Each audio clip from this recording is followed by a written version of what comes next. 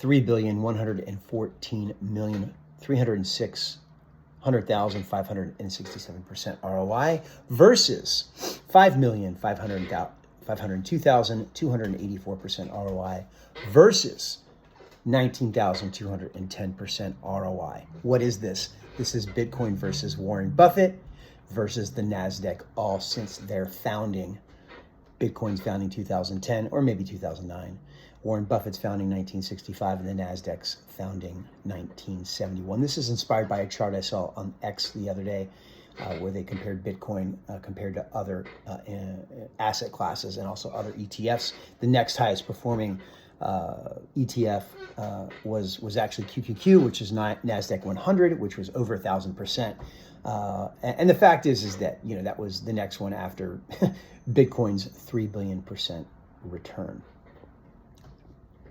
So, you know, you might think that with this, that the obvious question is, you know, can Bitcoin keep beating, or how can Bitcoin keep beating, you know, Warren Buffett's, you know, who's the best investor in the world, right? To the magnitude that it has, which is a magnitude of 570x since their both respective founding, right? But I think a better question is, and the reason we're going to ask this better question is because Warren Buffett is now 95 years old. I mean, he's obviously not going to live forever. The better question is, how can an average investor compete with or beat Warren Buffett or the Nasdaq, right? Because these are three very important, you know, things, you know, the Nasdaq, Warren Buffett, and Bitcoin. What we're going to say here is that there is no way that an average investor, you know, can compete with or beat Bitcoin's 3 billion% ROI.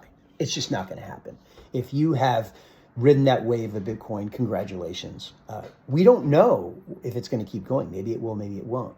But the question is, how can an average investor compete with or even beat Warren Buffett and the Nasdaq? Well, what's interesting is, in addition to this 2011 to 2025 chart and analysis, we're also going to add the Case-Shiller Index, the 30-year Case-Shiller Index. So if we're to look at the 30-year Case-Shiller Index, which is 1995 to 2025, we're going to see the Nasdaq did 2,111% ROI, or 21x. The S&P 500 did 1,008% ROI, or 11x. The Dow did 847% ROI, or 8.5x, and national home prices did 309%. Thing is it's widely accepted that Warren Buffett doubles the S&P 500, you know, every year consistently, right? Pretty much since he started Berkshire Hathaway. But for the purposes of this, you know, 30-year index, we're going to say that Warren Buffett doubles the S&P 500, which is basically 2016, almost the same as the Nasdaq's 2,111. So they're both about 21x. So the thing is here is how an average investor can use investment property to beat Warren Buffett and the Nasdaq. So what are we going to do?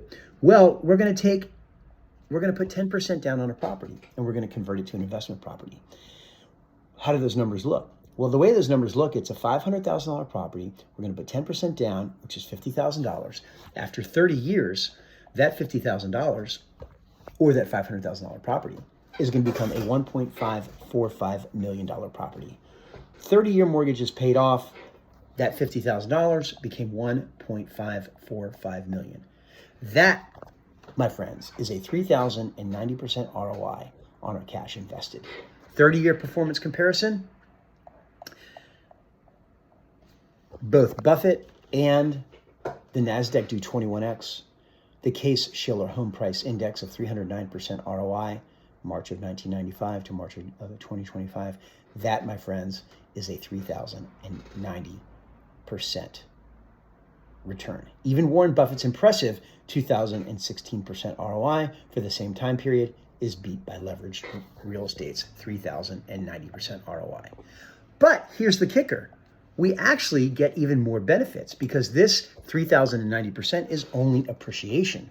With investment property, we also get 30 years of monthly rental income and cash flow. I actually have done short and medium furnished rentals for literally the last 20 years. And you can actually, if you do those, you can get up to around $100,000 a year in booking revenue. That's not cash flow, that's booking revenue. You also get tax advantages. You also get amortization, which means loan paydown. You also get the ability to borrow against property equity. You also get an inflation hedge protection. You also get the ability to move back into the property. Let's just say the property's paid off. Now you want to move back into a property because you're retired. You hold onto a property for 30 years. Even as the world's greatest investor, who's Warren Buffett, only 12 investments, or about 12 investments, have actually made his career. And for him, that's about a 4% hit rate.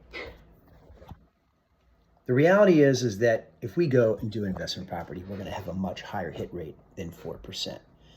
We don't need massive capital. We only need strategy, patience, and a willingness to be uncomfortable. Because the fact is that, you're not going to make a whole lot of money cash flow wise, inside of those first, let's say 5 or 10 years when you start going on investment property. If you guys like that, thank you very much.